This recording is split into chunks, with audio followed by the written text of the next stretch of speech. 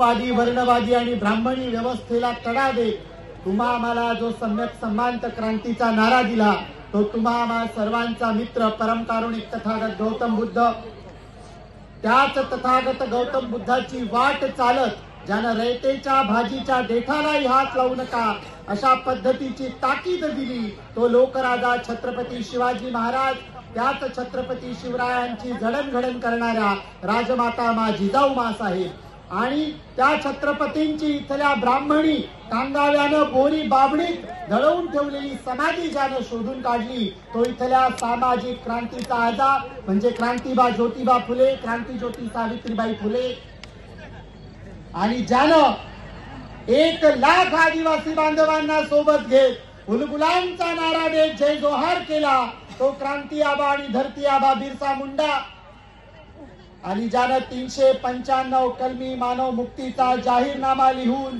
इथल्या जल जमीन जंगलावर इथल्या अगदी नदी नाल्या झाड्या झुडपाला जिवंत माणसापासून आता जे हेलिकॉप्टर उडत होता आबांनी उल्लेख केला ते हेलिकॉप्टर उडवण्याची परवानगी ज्याला दिली अशा प्रत्येकाला ज्यानं स्वातंत्र्याचा आणि समतेचा अधिकार दिला तो इथल्या तमाम भारतीयांचा बाप म्हणजे डॉक्टर बाबासाहेब आंबेडकर.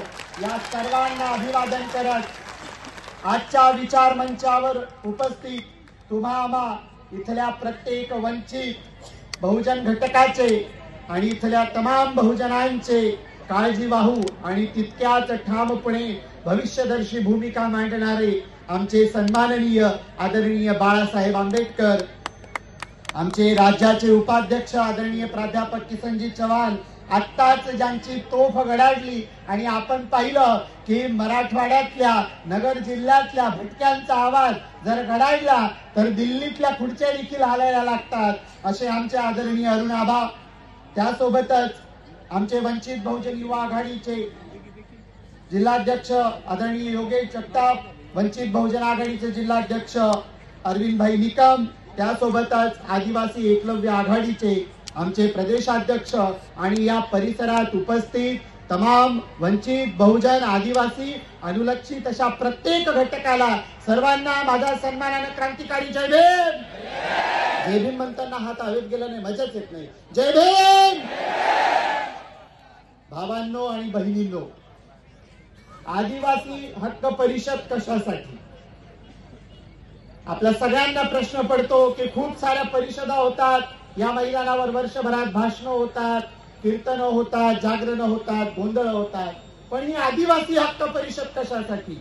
नेमकं काय ही आदिवासी हक्क परिषद? याच्यासाठी की गेल्या अनेक वर्षापासून आपण बघतोय की इथल्या जल जमीन आणि जंगलाचा मूळ मालक असलेला आदिवासी इथल्या प्रस्थापित राजकारणाने स्वतःचं घरदार भरून काढण्यासाठी 7 पुड्याचा जो जंगल पोखरून काढलेला आहे आणि आपल्या पोराबाळांची गालं गुलाबी केली पण आमची पोरं हमालीला लावली आहे.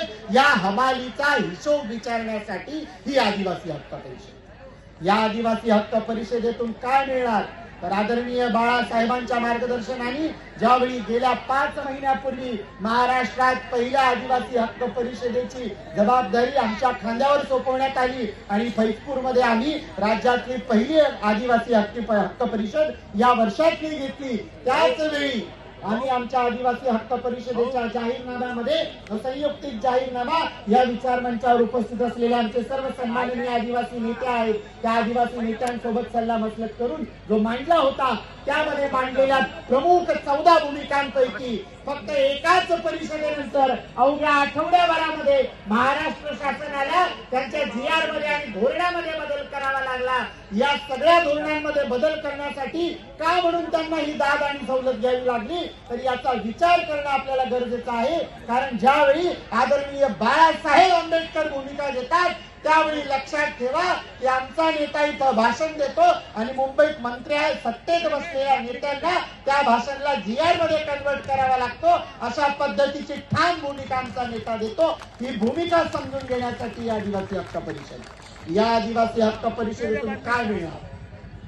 आदिवासी बांधवांसमोरच्या प्रश्नांचा जर पाडा वाचायला पाहिलं तर मी स्वतः गेल्या 12-13 वर्षापासून आदिवासींच्या वनहक्क कायद्यावर काम करत असताना मला आलेले अनुभव अतिशय वाईट असे अनुभव आहेत. 1996 साली आलेला पेसा ऍक्ट असेल, त्यानंतर 2008 ला आलेला असलेला आमचा वनहक्क कायदा असेल, पण या वनहक्क कायद्यानुसार धुळे, नंदुरबार आणि जळगाव मधल्या वनदाव्यांचा आकडा काढला तर पाऊण लाखाच्या आसपास वनदावे दाखल झालेले आहेत. पण पाऊण लाखाच्या आसपास दाखल झालेल्या दाव्यांपैकी फक्त मोजके अद्यापही फक्त 15,000 वनदावे पास झालेले आहेत. बाकीचे वनदावे का म्हणून पास होत नाहीत आणि आदिवासी हा गुलामच राहिला पाहिजे? कारण मग आता ज्यांच्या हातात सत्तेच्या दोऱ्या आहेत आणि त्यांच्या हातात तिजोरीच्या चाव्या आहेत, त्यांच्याकडे हमाली करायला माणसं सापडणार नाही, म्हणून आमचे वनदावे पास होऊ द्यायचे नाही, अशा पद्धतीचं षडयंत्रकारी राजकारण करणाऱ्यांना जाब विचारण्यासाठी आणि आमच्या आदिवासींच्या जल, जमीन आणि जंगलाच्या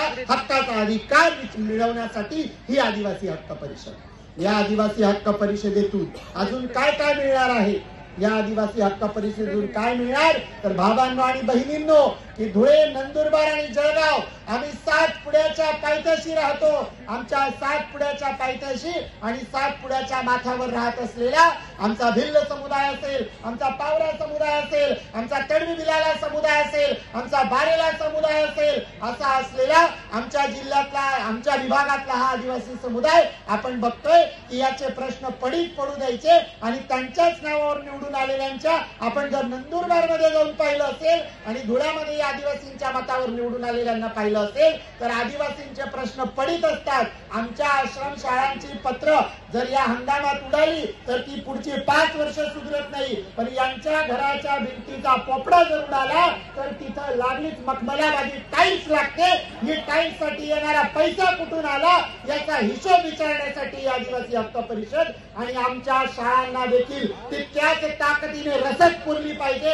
आमच्या पोरांचा माल न्यूट्रिशन मध्ये होणारा जो काही बळी आहे, कारण माल न्यूट्रिशनच्या नावाखाली जो काही सडका तांदूळ आम्हाला दिला जातो आणि किडका गहू आम्हाला खाऊ घातला जातो, सोयाबीन तेलाच्या नावाखाली जे पिवळं करून पामतेल आमच्या पोरांना पाजलं जातं आणि अंड्याच्या नावाखाली कुठेतरी पोल्ट्री फार्म मध्ये डिग्रेडला असलेलं अंड आमच्या पोरांना उकडून चारलं जातं आणि त्यामुळे आमच्या पोरांचं होणारं कुपोषण. पण आमच्या पोरांचं कुपोषण होत असताना ज्या अंड्याचा हिशोब सरकार 6 रुपये लावतं, गावच्या टपरीत घ्यायला गेलं तर तेच अंड 3 रुपयाला मिळतं. मग हा 3 रुपयाचा गफला करून कुठला आमदार आणि खासदार आणि त्याचं पोरग मलाई खातं आणि गावरानी तुपावर गुबगुबीत होतंय, हा हिशोब विचारण्यासाठी ही आदिवासी हक्क परिषद. या आदिवासी हक्क परिषदेतून ही भूमिका आम्हाला ठामपणे ठेवावी लागेल आणि मी म्हणेन की ही जबाबदारी कुणाची?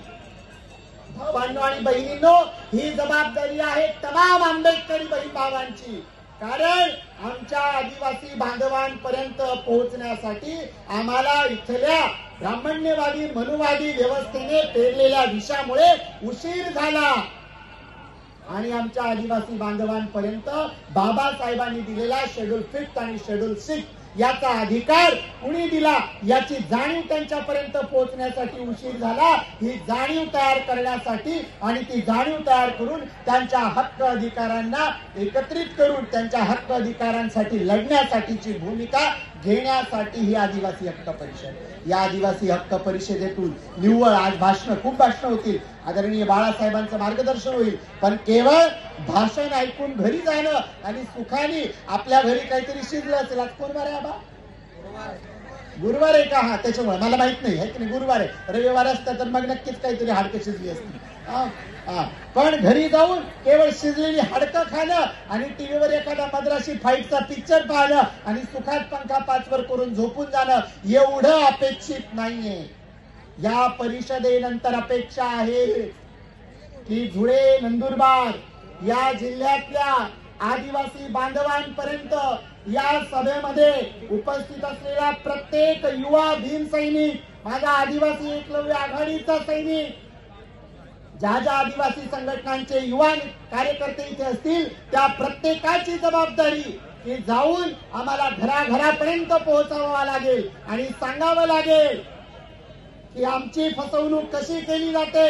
वनवासी कल्याण आश्रमाच्या नावाखाली भारतीय जनता पार्टीची वोट बँक कलेक्ट करण्यासाठी राष्ट्रीय स्वयंसेवक संघाने पेरलेली माणसं आणि त्या ठिकाणी केला जाणारा आदिवासी हिंदू असल्याचा फसवा प्रचार आणि या फसव्या प्रचारातून होणारे शोषण याची कोडी आम्हाला उलगडून सांगावी लागतील। कारण भावांनो आणि बहिणींनो, आदिवासी हिंदू नाहीत, आदिवासी हा स्वतंत्र धर्म आहे, आदिवासी हा स्वतंत्र धर्म आहे आणि या स्वतंत्र धर्माची भूमिका इथल्या मातीशी जोडलेली आहे आणि त्या मातीशी जोडलेली असताना इथल्या नागवंशांची नाळ आणि इथल्या आदिवासींची नाळ ही एकच आहे। आमचे तुमचे साऱ्यांचे पूर्वज एकच होते आणि या एकच पूर्वजांचा ठसा आणि बसा आम्हाला जर घेऊन चालायचा असेल आणि आम्हाला आमचा हक्क अधिकार टिकवून ठेवायचा असेल तर त्याकरता एकमेव आणि एकच मार्ग बाबासाहेबांनी सांगितलं होतं, जा आणि तुमच्या घराच्या भिंतीवर लिहून ठेवा, मला शासनकर्ती जमात व्हायचा आहे।